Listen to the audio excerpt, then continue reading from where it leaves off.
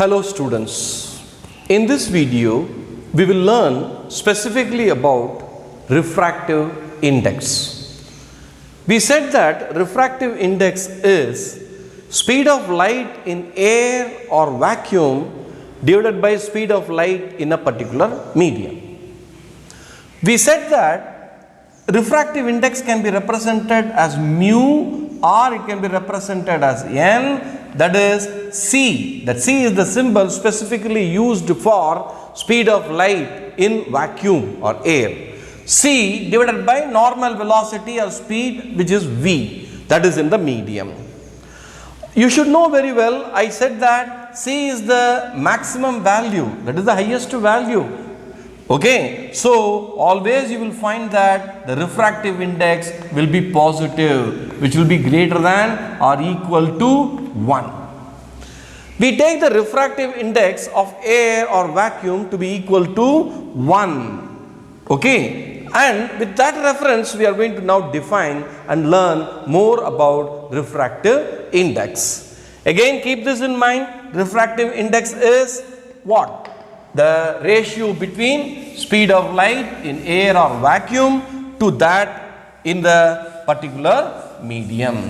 Okay, fine. With this idea, now there is a experiment actually, right? And in this experiment we take let us say glass slab. Fine, we take a glass slab, and I am taking only one boundary of the glass slab, which I call it AB, and I can complete it into a bigger structure, a glass slab. But I don't want this part now. For me, I want only one boundary, and I am going to study how the refraction is going to take place. Now, let me take the point of incident, and I am going to draw normal at the point of incidence. Okay, this is the normal at the point of incidence, n dash. Now, let me say, let the angle of incidence is equal to 30 degree. Let me fix it. I am going to do as an experiment, right? Now, this is going to be somewhere 45 and this will be 30. Let us say the angle of incidence is 30 degree, that is angle I. Okay, this is incident ray. Now we know that the ray should have gone in a straight line according to rectilinear propagation of light.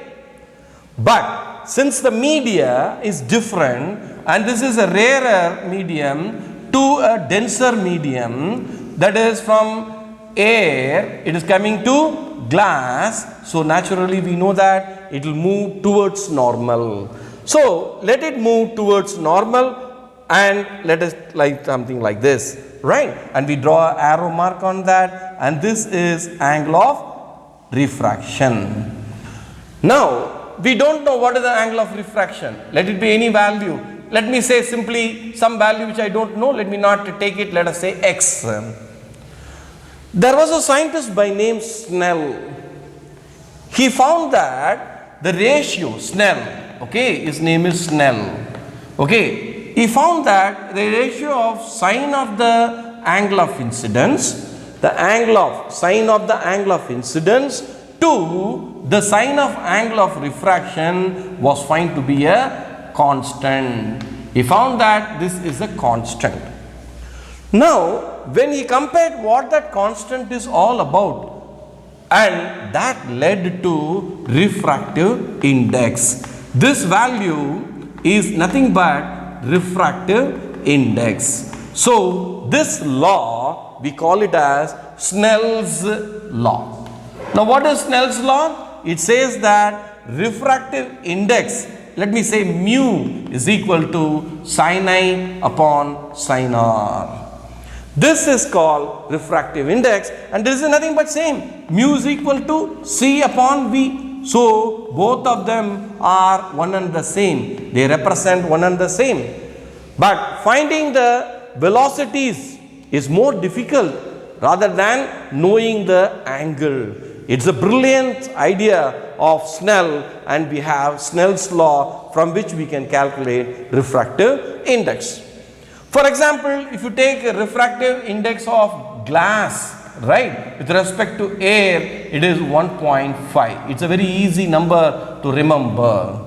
Okay, so keeping that in mind, let us now go further on this information. Okay, now carefully again watch. The light is coming from rarer medium to denser medium. It is bending towards normal. And we find the ratio of sine of the angle of incident to sine of the angle of refraction is a constant, and that constant is found to be equal to refractive index. Fine.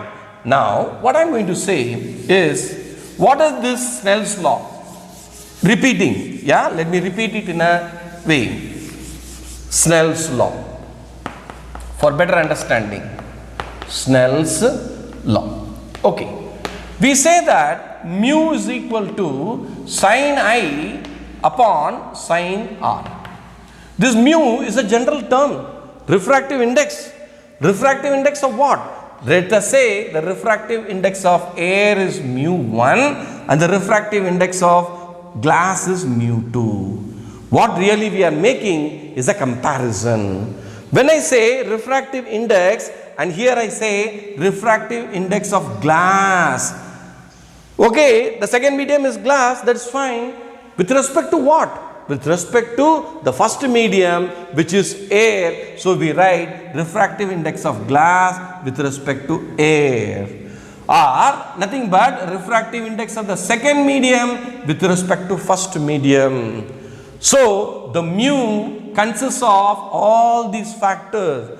That means the mu is refractive index of the second medium with respect to first medium, mu2 upon mu1. Or if you say specifically mu of glass divided by mu of air, and this is what really the mu stands for.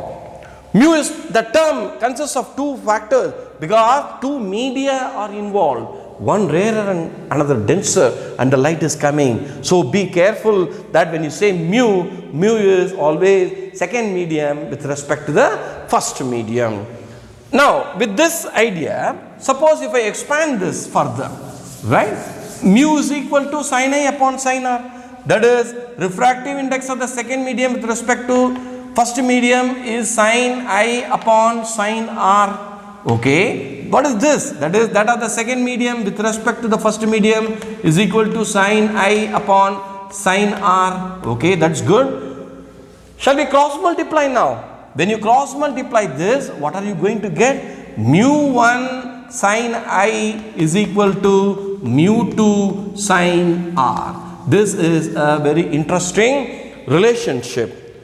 Mu1 is of the first medium with the refractive index, with the angle of incidence, and mu2 is refractive index of the second medium with that of the angle of refraction. The ratio you see, mu1 sine I divided by mu2 sine R, they are equal. This is very, very important because this is the further implication of Snell's law. Okay, now this we said. I wanted to talk about, let me take the little left hand side. Okay, mu is equal to sine I upon sine R. It is perfectly fine. That is mu of the second medium with respect to first medium is sine I upon sine R. It is also perfectly fine. Okay, now suppose if the light is traveling from denser medium to rarer medium. Let me reverse the whole thing now, right? Now the light is going from denser medium to rarer medium. That means refractive index of the first medium with respect to second medium. What that will be? That is nothing but the reverse of it. First medium to second medium. First medium with respect to second medium. Okay, so the whole thing will get inverted. This will become sine R upon sine I. Inverse of it. That is nothing but 1 upon mu2 upon mu1 is equal to sine I upon sine R. What is this? This is 1 upon this value is, this can be written as equal to 1 upon sine I upon sine R. So that is equal to 1 upon mu of 2 with respect to 1. So mu with respect to 1 to 2 is inverse of mu 2 with respect to 1. This is called principle of reversibility. This is referred to as principle of reversibility.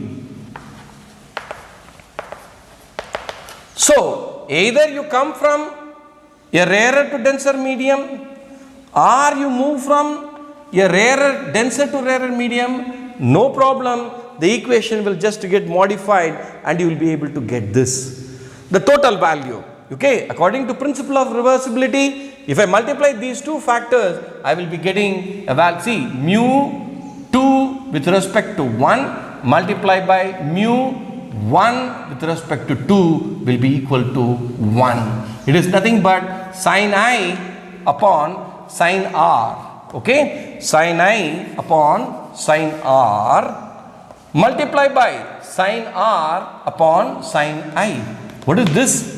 Sin I gets cancelled, sin R gets cancelled, which is equal to 1. That is why we said mu 2 of 1 multiplied by mu 1 of 2. From there only we got this equation that mu 1 of 2 is 1 upon this, or mu 2 of 1 is equal to 1 upon mu 1 of 2. Don't get so confused with the prefixes, okay, subscripts. Do not worry, mu is same, right? Mu is refractive index, but is always referred with respect to the other medium. It is not an independent quantity by itself. It is referred to with respect to what? That is what it is. I am going to give you the values of some material. For example, let us say refractive index of glass with respect to air, that is 1.5. Refractive index of water with respect to air is 1.33. Refractive index of air with respect to air, that is equal to 1. The refractive index is the reference line. The refractive index of air with respect to air, that is 1. The same medium. So this is nothing but 3 divided by 2. In numerical we can use it, and 4 divided by 3. And we also can calculate from this easily, we can easily calculate the velocity of light in a particular medium. Let me do a simple problem now for you. Refractive index of the second medium with respect to first medium is equal to sin I upon sin R, which is equal to C upon V. Simply, mu is equal to sin I upon sin R, C upon V. Mu is equal to C upon V. I have refractive index of glass, which is determined 1.5. 1.5. How did I calculate? Using Snell's law. That is equal to, what is velocity of light in air? 3 into 10 power 8 meter per second divided by V. So V is equal to 3 into 10 power 8 divided by 1.5. That is 3 into 10 power 8 divided by 3 by 2. That is cancel 3. You get 2 into 10 power 8 meter per second. This is velocity of light in glass. In this way, we can go on calculating for other materials too, right? In the next class, we will come with the next concept. Thank you so much.